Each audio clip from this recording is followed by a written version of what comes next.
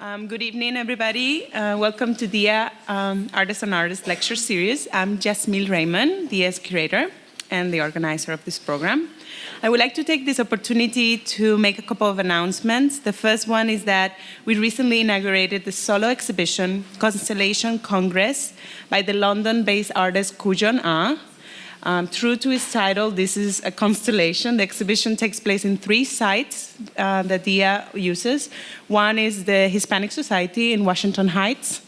The second one is DIA Beacon, outside in the garden of DIA Beacon. And the third one is the Dan Flavin Art Institute in Bridgehampton. I hope that at some point in the next 9 months, you get a chance to see it. Since DIA is on this special clock, our exhibitions are longer than everybody else's. We're part of the slow food movement. The second announcement tonight is that we have 2 upcoming programs this month. One is the Reading in Contemporary Poetry on Thursday, November 18. Eileen Miles and Stacy Samashek will be speaking. And our next Artists on Artists lecture series is Joachim Koster on Sol LeWitt on December 13. I hope you can join us. For those of you new to this program, the Artists on Artists lecture series started 9 years ago by my predecessor, Lynn Cook. The impetus of this series was to offer a platform for artists to comment on other artists that are either in DIA's collection or have participated in DIA's programs, to speak about their work or their practice from their own perspective as peers and fans of others. This year's series is dedicated to the memory of Bradford Race, a DIA trustee from 2002 to 2010. And we're especially thankful to the C Foundation and the New York City Department of Cultural Affairs for their generous support. I am personally grateful to Jean Dreskin and Patrice Hellman for organizing this series with me. And it is my pleasure to introduce our director, Philippe Verne, tonight to introduce Kim Gordon. Before joining DIA 2 years ago, Philippe was deputy director and chief curator at the Walker Art Center in Minneapolis, where he organized over 25 exhibitions, including Yves Klein, With the Void, Full Powers, Kara Walker, My Compliment, My Enemy, My Oppressor, My Love, Heart of Darkness, Camera Jamie, House of Oracles, a Wang Yongping retrospective, Shadowland, an exhibition as a film, How Latitudes Become Form, Art in a Global Age, and Let's Entertain, Life's Guilty Pleasures. Before his arrival to the United States, he was the director of the Musée d'Art Contemporain in Marseille, and he obtained a law degree from the University of Paris, and then a degree in archaeology and art history as well, and his formal diploma was in art history. He's not a lawyer, he's just an art historian. But in 2004, he was awarded the medal, the Chevalier d'Ordre des Arts and Lettres, and he was the co-curator with Christy Isles of the Whitney Biennial in 2006 as well. Please help me welcome Philippe Verne.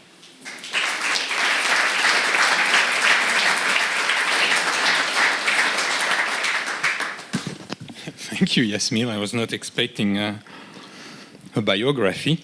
Thank you for coming tonight. I'm extremely excited to be here and to introduce Kim Gordon.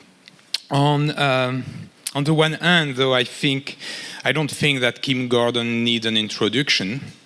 But I still think that something should be said about Kim and the multiple projects that she has been involved with over the years, and the place and the role she occupies in our culture. I think her journey through culture has been a transversal one, and I'm not even sure I have the right terminology or the right words to describe the extent of her contribution. I actually had to make checklist when I was trying to somehow narrow it down, but not too much. So bear with me. I have notes. So Kim is an exhibited artist, a publisher, a writer, and a critic, a curator, a music producer, a video director, an actress, and a musician with, among others, Sonic Youth and Free Kitten. the list of her collaborators overall is totally breathtaking, as I think it includes some of the most eccentric creative minds of our time, and it ranges from, I'm getting old, Mike Kelly, Tony Ursler, Raymond Pettibon, Gerhard Richter, Jutta Kötter, The Simpsons, Richard Prince, Rita Ackerman, Spike Jonze, Courtney Love, Vincent Gallo, Cameron Jamie, DJ Olive, Lydia Lunch, Merce Cunningham, and Dan Graham. Kim Gordon is more than a musician, and according to a recent interview, she wants to be remembered as a trickster, a sacred trickster, which I think is wonderful. I think the role of the trickster in society is totally underrated. So I love that. And when I was looking at in her career, my understanding of her work is that she found, and I might be totally wrong with that, and you can totally deny it, she found in music a way to crystallize and bring together all her interest and her voice in a way that, for me, is some of the best strategy to be in the world today, or bring together the different cultural elements that help us be in the world, be with our time, and be contemporary. At a personal level, the methodology that I think she has unfolded has been extremely important to me, selfishly, to process art. I actually don't remember if I came to the work of Mike Kelly, Richter, Pettibon because of their work, or because as a teenager in my room with my pimples, I was trying. I found in her music a cultural project, and I found in her world, in her word, a way that actually helped me understand and articulate what I think art can be and what I think art could do. I'm also absolutely thrilled that Kim has agreed to be with us tonight, and that she has elected to talk and to reflect on the work of her good friend Dan Graham, whose work is also a wonderful constellation of passage in our culture. Kim, thank you very much. It's all yours.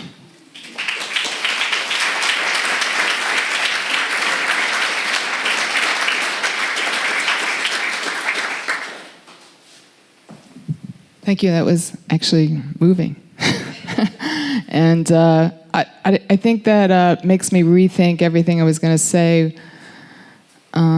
because I typed out a lot of words that had to do with Dan. And to me, when I first met Dan was actually because this artist I knew, John Knight, told me to go see Dan lecturing at Cal Arts. And Cal Arts was the place, the art school that I wanted to go to, but I, couldn't afford to go there. I took a different route, and but I felt like I knew Dan, something about Dan's work, and I went to see him, and Mike Kelly was there, and they were having an argument about punk rock. And I think it had to do with whether Iggy Pop was the first punk, or I don't know whether it was Richard Hell, or I don't know if Dan remembers that lecture, but it was. It kind of said something to me about what was actually important about art, and part of that, which is a huge part of what I learned through my friendship with Dan and his work as an artist, is communication. And when I first came to New York, Dan was always telling me to go see certain bands, like, go see Theoretical Girls at Franklin Furnace, or Glenn Branca. And Dan at the time had this giant Sony stereo cassette player, like it was this big, and he religiously carried it with him to every show, whether it was at Mud Club or Tier 3, and it actually had amazing stereo. It was the first stereo cassette recorder, and he made really amazing recordings, and he was the first one to sort of encourage me to write. And he kind of, at the time I was working for a gallery. I was working at Nina Noze and Larry Gagosian's gallery. And I wasn't really sure what I was doing there because I didn't know how to type. And I sort of knew Larry from LA because I used to frame a lot of schlock prints for him. And he was kind of like a real slave driver, but it was a completely different world from the world that he was about to step into. And but when I worked there, I met a lot of artists. I met Richard Prince there, who came in with these watch prints that had these metal frames that I'd been using. And I got into a conversation with him about framing, and I met Richard, and Robert Longo and Troy Brontuck and different people. And it was a very strange time in New York because there were galleries like Metro Pictures were just beginning, and Mary Boone was really enticing and seductive to a lot of artists, and people like Jack Goldstein, who was more known as he really was kind of like a bridge figure from conceptual artists of the 70s. But he was really into making paintings and more fetishized objects, and it was the 80s art. The art market was blowing up, and it was very confusing to me, and it was very reassuring for me to see someone like Dan, who did many things besides work on his career or making art. I mean, he writing essays, writing sociological essays about subject matter from Dean Martin to New Wave and the feminine, and it was like sort of an ongoing dialogue. And I knew a little bit of his history of having a gallery and showing other artists, and that was what I related to. But I didn't, as a young artist, there weren't a lot of opportunities for showing art in New York, and he suggested I start writing. And I wrote a piece that he helped me get published in Real Life magazine. It was called Trash, Drugs, and Male Bonding. And that article was really the outcome of, one, Dan sort of turning me on to Leslie Fieldler, who was kind of a radical literary critic who talked a lot about homoerotic aspects of Moby Dick and Herman Melville, and the early settlers and the Indians, and it was kind of fascinating. And also Dan was always talking about women in rock and women's voice, and how women's voice was added something other in music than what men had to offer. And even though Dan took a lot of flack for his article on New Wave and the feminine, for some reason it was really inspiring to me, and I actually thought it would be incredibly perverse to write about men and music, because it was kind of obvious, but nobody really talked about it. But I just want to read a little bit from Dan's article. just to, I'm sure, I don't know how many of you here, I'm sure you're all familiar with Dan's work, but I just like to read a little of that.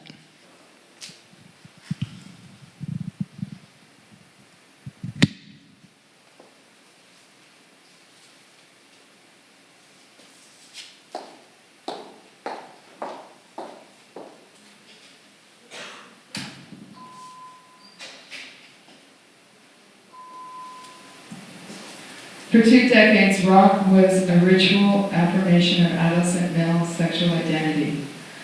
As opposed to the heroic male rock star, the somewhat rare female performer, like Linda Ronstadt, would present herself as a spectacle for passive male contemplation.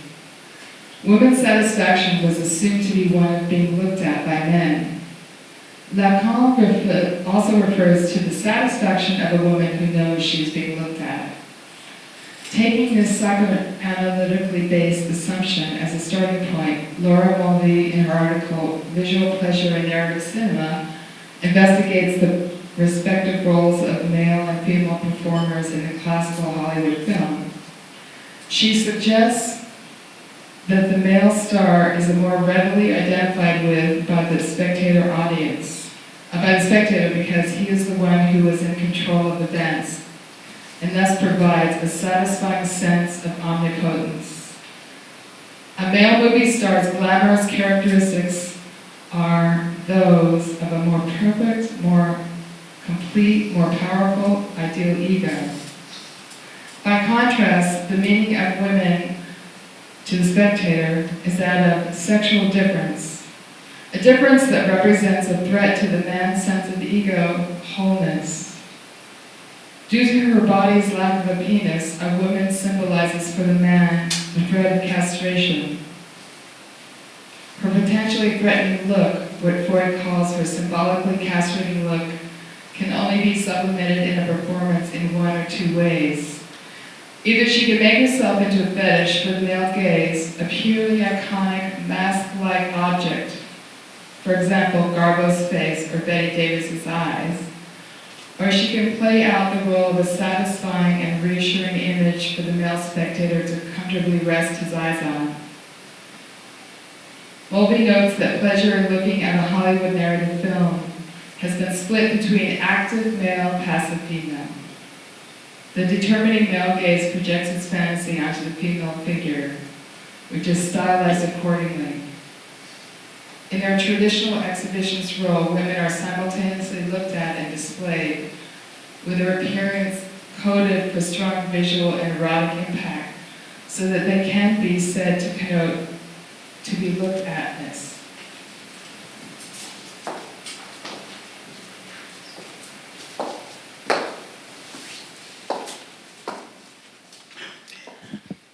I have to say that Dan's famous performance piece, Mirror Audience Performer, or Performance, I've abandoned my notes, is probably the piece of his that's most influenced me. The piece is basically, this is not exactly a replica because there's supposed to be a mirror here reflecting the audience. The performer, or Dan, would stand and first describing for the first 5 minutes, without really looking at the audience, what his external movements might be, description, and then spending another 5 minutes looking at the audience and describing the audience, their movements, what their attitude might be, and then turning around and facing the mirror and then describing again what the audience might be seeing in him with his back or her back, whoever is performing the piece, and then looking into the mirror and describing the audience looking at him, the performer. One of my most, I guess, special memories of Dan is I was still living in New York, and he was visiting there with a friend, and we went to a concert in Orange County at a place called Pollywog Park. It was each weekend had been a different music festival, and that weekend was, I guess, punk rock weekend or rock weekend, I'm not sure. And Black Flag were playing, and at that time, the singer of Black Flag was Keith Morris, and he did not look punk so much. He looked like an ex-Vietnam vet. He was wearing a camouflage sort of coat, and he was kind of normally sort of short hair. And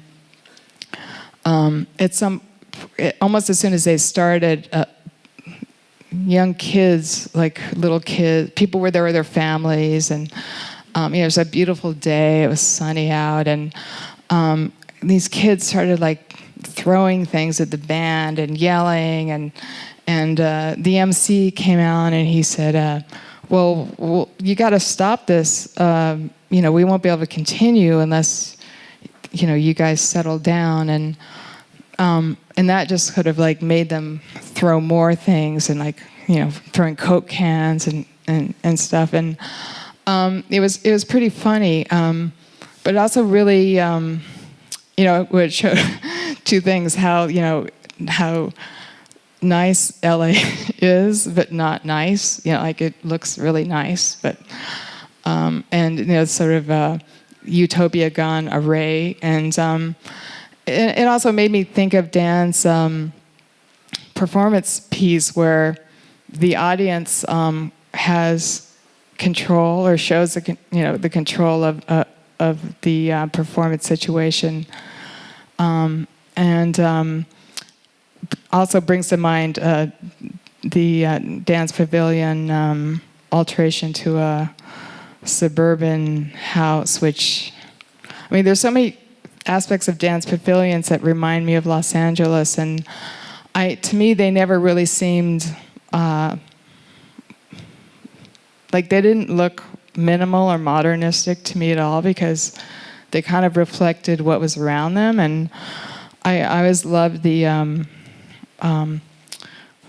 Dan's documentation of them that showed sort of people, because people immediately make things sort of messy, or kind of or ones that it looked kind of hippie, and then it became Dan talked a lot about his ideas of hippie culture and utopia, and how that really comes together in the form of a mirrored skyscraper.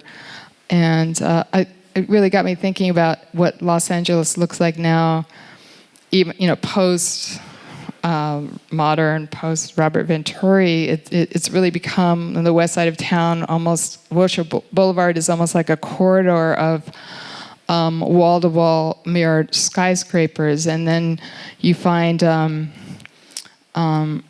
always makes me, Dan's work talking about nature and urban settings and Citicorp and things like that. But for me, it's always, whenever I go to LA, it's looking at the landscaped gas stations on the west side, or like out in front of the In-N-Out Burger, kind of, special plants or something like that. It's kind of always made me look at Los Angeles in a different way. And kind of, for me, his film Rock My Religion brings together so many ideas of hippie culture and religion, and kind of escaping from kind of the machinations of bad city planning.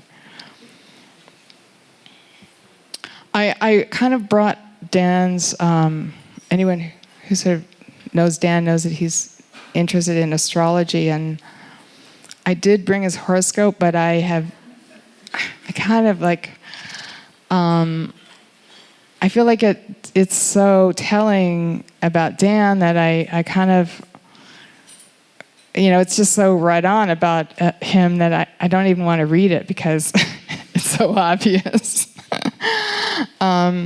So instead, I'm going to do a performance piece that is in part inspired by Roquerie and Simone Forte and Dan's kind of deconstruction of the audience and performer.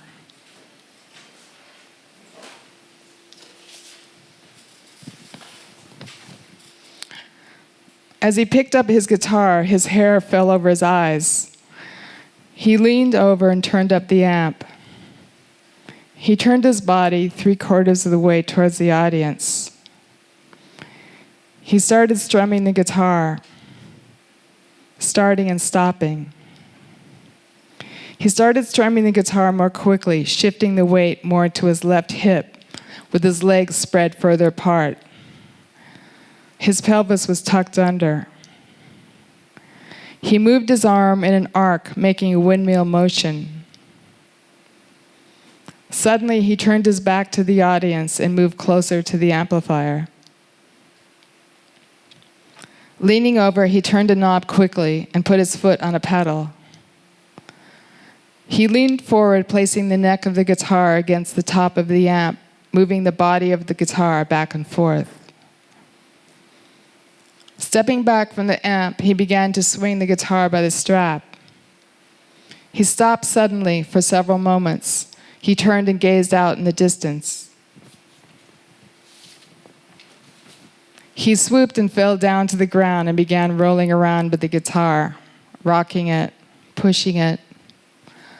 Lying on his back, he held the guitar above him, and then he lay still. After a moment, he got up onto his feet. He turned toward the audience and walked out among them, occasionally rubbing his guitar against someone or something. Then he turned around and headed back to the stage. He walked over and placed the guitar against the amp. He stood with his back to the audience. Quickly, he turned and looked at the audience. He walked away.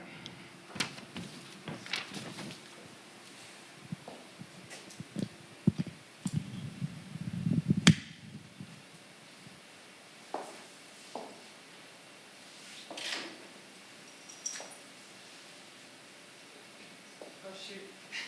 I don't have a pick.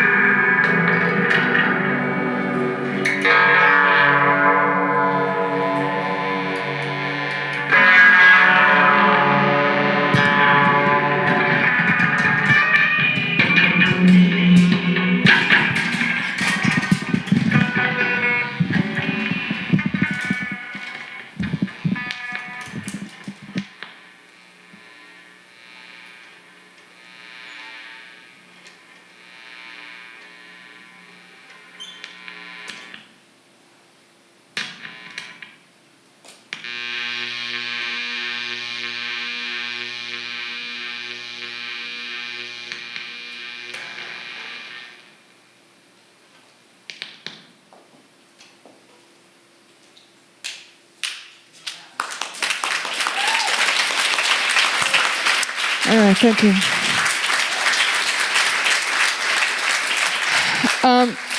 I don't know. Dan's here. I don't know if he wants to add anything to the conversation. I don't know. But I don't want to embarrass Dan, but I do want to give you a mic for a second.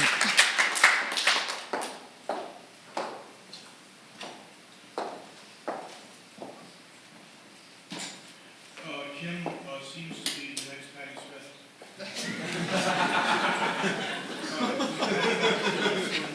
But she can play guitar, whereas I think Patti can still barely play the guitar. Oh, well, that's nice that you think that was playing. I want to see you play the guitar, Dan. Dan Graham. Kim from Annapolis is my New Jersey. I currently have a show, New Jersey Shore, with work from New Jersey Shore. It's about Italian Americans having fun on the New Jersey Shore. Yeah. What do you think of the apartment where they live? What? Where they live? I didn't see. I only saw a fraction of the show, but it's basically retired Italian Americans where the men fish, and then they go to very good restaurants like Red's Lobster, Red Lobster, but Red's Lobster, and I guess the beach culture of New Jersey fascinated me. Don't they all work at some kind of games room? Or like... I'm more interested in seniors than the Yeah, I'd like to see a reality TV show based on the seniors at Jersey Shore.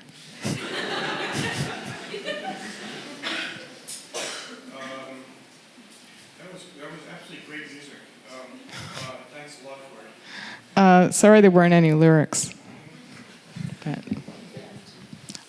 anyway, thank you.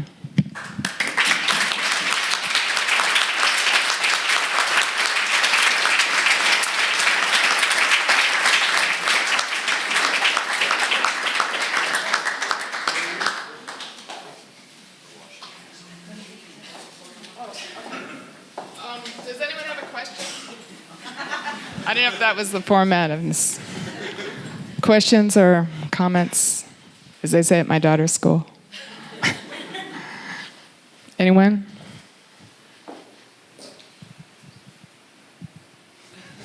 Really? Dan, do you have a question? My question is, can you explain who Laura Mulvey is?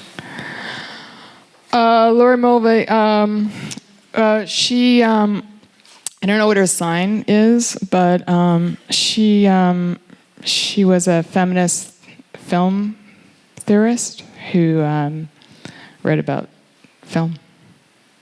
And the journal that she wrote a lot for was Screen Magazine. Screen Magazine. By the way, I was a friend with Mary Kelly, and this is where we're working, and she asked me to write this article for Screen Magazine. If you heard the raincoats, pretty much Kleenex, Julie Kruseva, and the board of directors turned it down because they thought it was too embarrassing for feminist theorists, female theorists, to be identified with women rock groups. But I recycled it by giving it to them and produced Trash, Drugs, and Mel Bonnet. That's right. I realized it's a great magazine. Tom Lawson, it's a great magazine for artist writers. I guess my generation is artist writers, and Kim has done a lot. She's done these amazing, very psychologically oriented interviews with great artists like Ronnie Graham. We did a rather superficial interview for Mondrian, not a chit chat, but all her work has these incredible psychological overtones. And what I told Kim was, this is a little bit embarrassing, but when I first met her, she said she was reading astrology books in columns and in magazines, and she said, Dan, I'm a Taurus. I can be a little too close to people psychologically and be a helpmate. I said Freud was a Taurus, and he was a hero for feminists. So I said you should write like Freud. Okay, that would be half-truths. But now you're making me want to read your horoscope because you have a lot of Taurus in your chart. In fact, we have a lot of weird, similar things in our chart. Dan's an Aries, and he has Capricorn rising. Like what you're speaking about, Mark Gardosian, who's also an Aries, and he was a pretty great guy. He's a pretty great guy. Yeah, he must have a different moon sign than you. Something. I don't know. Any comments or questions? Yes? Can you, I've heard about where you had done some installation in Dan's apartment on 84 Elder Street in the early 80s. I'd like to know more about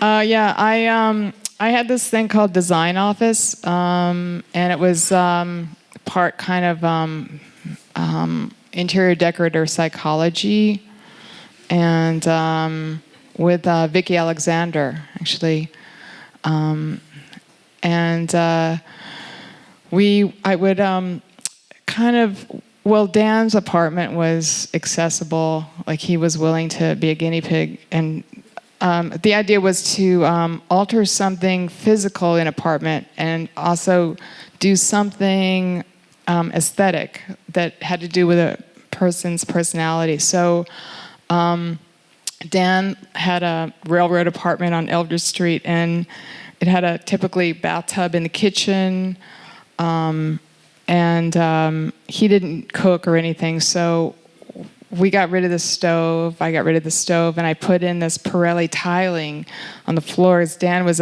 kind of obsessed with it. He was always talking about how it was a great kind of public. You always saw it in bank kind of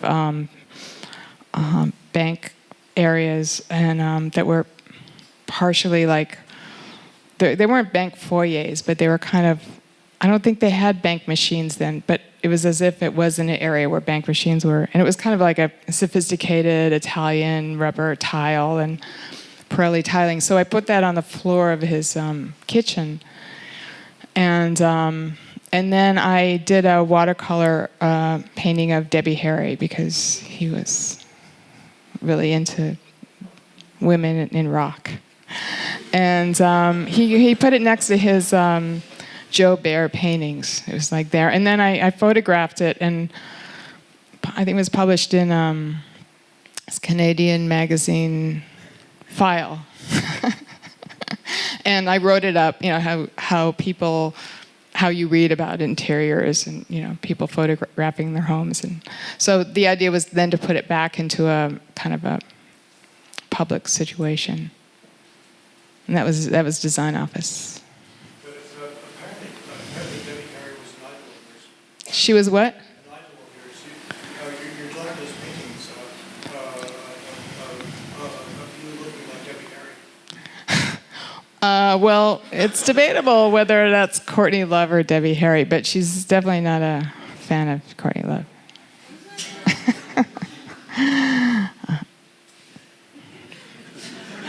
Yeah. She has Dan actually also, Dan introduced me to Isa Ginskin, who was, when I was first living in New York, she had a sort of some kind of residency grant in New York. She was my first kind of BFF German friend, and since then I have two other German BFFs. But through Isa, I got to know Gerhard Richter, and hence she sort of guilted him into letting us use one of his candle painting for Daydream Nation. But I was a big admirer of his work, and but I that was an interesting time when Isa was first in New York, and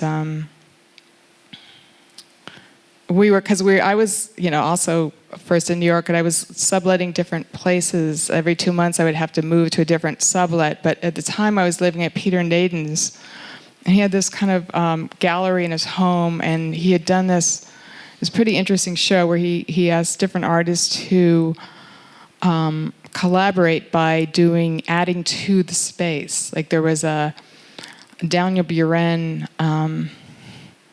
work in the main gallery room, and then somebody had come and put peepholes in the walls, tiny peepholes. I think it was Peter Fend, but I'm not sure. But Peter Fend would come in. He worked at the fish market, and he would work all night, and then he would come in the morning and take a shower. And anyway, that was a strange time.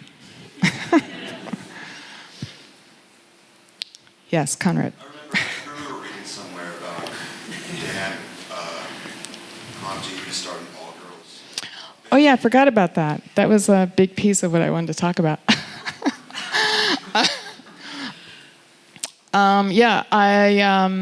Dan was asked. Christian Markley, I guess, was head of ICA in Boston, and he. Okay, a student at Mass Art. Yeah, he was doing a performance series. He asked Dan if he would do something, and Dan asked me if I would participate in an all-girl group involving his mirror performance piece.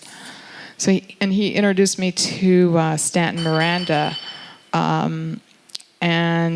so she and I and this girl, Christine Hahn, who played drums with Glenn Branca and the Static and Barbara S. We formed this group called CKM, which there was some picture floating by up there. Anyway, he wanted us to pause and have some kind of interaction separately, each one of us individually taking time and pausing and interacting with the audience. And I don't know, we were so nervous, and I don't know what it was, but we basically ignored the audience.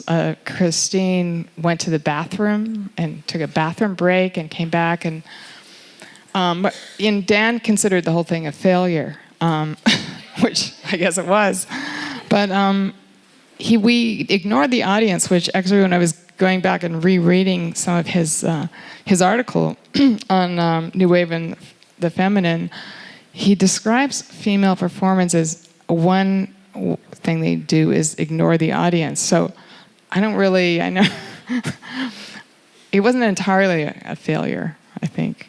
I mean, we did what we should do. Like, we were anarchistic, and we kind of did what we wanted to do. Anyway, through Miranda, I met Thurston, and we started playing music, and kind of, so that was... I kind of, after that experience of playing with Miranda, and it sort of, I kind of felt like, well, now what do I do? Do I continue with that, or I do art? And it was kind of confusing, but anyway, I met Thurston, we started playing music, and that was it. Yes? Most people at that time came to music as a kind of performance art. And they accidentally realized that you can go a little bit further than just make a performance statement. I thought it was a failure because I wasn't there, I didn't see what it was. But you were there, weren't you? Oh, I don't know. I thought you were there. And I thought thinking about it, the idea wasn't really that great an idea. I don't know. I think it was a really interesting idea, and I think everyone should perform with a mirror behind them. I don't know. I actually used that. I stole that idea for Breeder's video that I did with Spike Jones for this song Cannonball. I mean, not that they were interacting with the audience, but they were kind of interacting with the MTV audience, sort of. But not, there was no deconstruction or no self-consciousness about it, which I think is one reason that makes videos so boring, or music videos. Yeah. Yes? I was wondering if you'll be collecting any of your zines like in book form. If there's any way we'll be able to get our hands on the ephemera that you missed out on. Any zines? Yeah. I think you made a lot of zines. I made a few artist books, like small zine kind of things. I don't know, maybe Printed Matter has some. I don't know, but no, they don't. I don't know. I guess they don't. I guess they're really valuable. Never to find. I don't know. Sorry. Yes, they, It might be related to your relationship to audience. Can you tell us about your the karaoke that you organize with your other German BFF? oh, the reverse karaoke piece. Yeah, that was done for a show at the South London Gallery. It was a show called Her Noise, and it was meant to be a show of avant-garde female composers, and I sort of brought Yuta into it because I didn't feel like there were a couple sound artists, and I didn't feel like there was enough representation of artists who do music. And anyway, our idea was basically it was called Reverse Karaoke, and it was a song that I sang without music, so it was words. And we made a yurt tent. We had a yurt tent made, which we painted and kind of decorated, and sort of like a tacky goth sort of interior, and what people might think rock was supposed to be, or that looked rockish. And it was, and then we had instruments in it, and recording set up so that people could come and record playing along with my vocal, and then they could make covers and take home like a version of their cover. And it was in the South London Gallery, is in a part of London that they do a lot of community oriented things. It's a pretty poor part of London, and so I thought it would work kind of well there. And it was interesting to see people coming together just at the opening with different, like, people who didn't know each other, just making these odd kind of instant band formations and playing music. Yeah. I have a question. I was wondering, can you read that horoscope? I could read a little of the horoscope.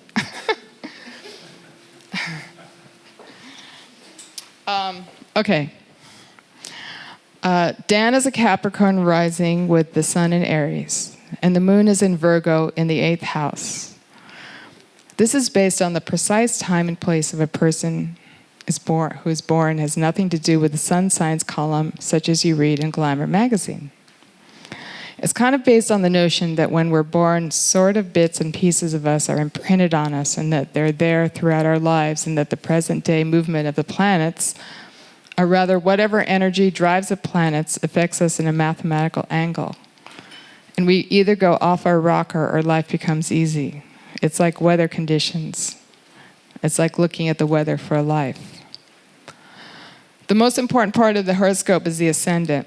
Dan is Capricorn rising, so that he has terrible, terrible posture. Most do. I'm actually a Capricorn rising.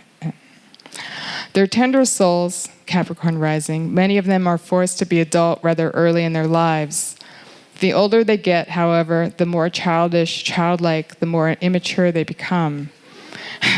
Because it's a bit of a burden to be born with Capricorn rising. It's kind of heavy. And they tend to take everything personally, and they tend to take everything the wrong way as well. It's a very, very ambitious rising sign to be born under, because Capricorn is the natural ruler of the career in one's chart. And it does promise a certain amount of wisdom because it's ruled by Saturn, which is the most unpleasant planet in existence, and whose job it is to show us very, very painful lessons as it goes through each house, and to wear us out and show us boundaries and show us responsibility, and basically to just kind of fuck us up. Until we reach the age of 28, at which time Saturn has touched every planet in our chart and we're grown up. That's why I don't think anybody should, or any male at least, should get married until he's 28. The ascendant is the face that one wears to the world. Dan's ascendant is in the 5th house, which is the house of creativity, of children, and or children of the mind. So you can either be a Maria von Trapp with that, or you could be a childless man who spends all his life in his imagination.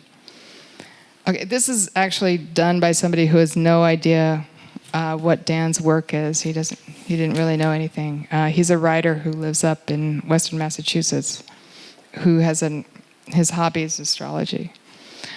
May I just say that there are a lot of Capricorns who are builders, a lot of whom are architects. Dan's ruler of the ascendant is Saturn and Taurus. They like to feel, touch, sense, a very sensuous sign, Taurus. It's a really long horoscope, but maybe I can just read one more thing.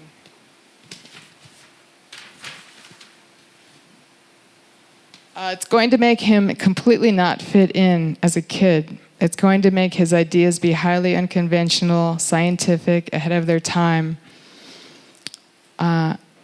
Who the hell wants to be ahead of their time? I mean, it's lonely to be ahead of your time. But as I say, it's very interesting because if Saturn rules the traditional world and the status quo in something, and it's conjoined with Uranus, which is fuck you to the status quo, he brings both those qualities in what he does for a living, which is he brings established stuff in, and then at the same time he kicks it over with his back heel in this very, very interesting kind of transgressive way.